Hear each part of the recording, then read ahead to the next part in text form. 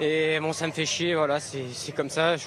C'est un peu grossier de dire ça à la télé, mais voilà, je suis très ému parce que c'est un copain, mais c'est aussi un très bon mec sur le vélo. Lui, c'est Romain Combo, et en 2022, il participe au Giro sous les couleurs de la DSM.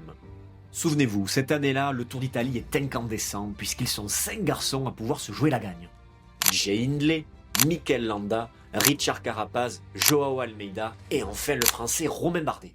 Au soir de la 9e étape, celle se terminant au blockhouse, Romain Bardet fait une excellente impression. Il prend la seconde place de l'étape et la 3e du général à seulement 2 petites secondes de Jay Hindley.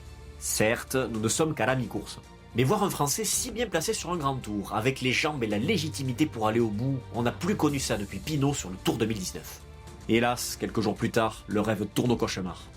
Au départ de la 13e étape, Romain Bardet enfourche son vélo, puis abandonne quelques kilomètres plus loin, victime d'un gros problème gastrique. Les délices du blocos s'envolent, laissant place à une tristesse sans égale.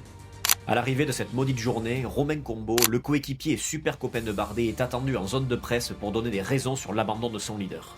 Et c'est à cet instant, au micro d'Eurosport, que l'on comprend que le vélo est aussi une histoire humaine chargée d'émotions. On s'était promis de belles choses sur ce Giro. Avant de partir, on s'était entraînés ensemble juste avant de venir ici.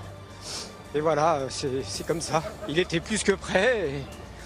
Et aujourd'hui, ça fait mal, mais voilà, faut rebondir. Si je fais cette vidéo aujourd'hui, c'est pour rendre hommage à Romain Combo, qui, faute de proposition de contrat de la part de la Picnic PostNL, se retrouve contraint à prendre sa retraite à l'aube de la saison 2026.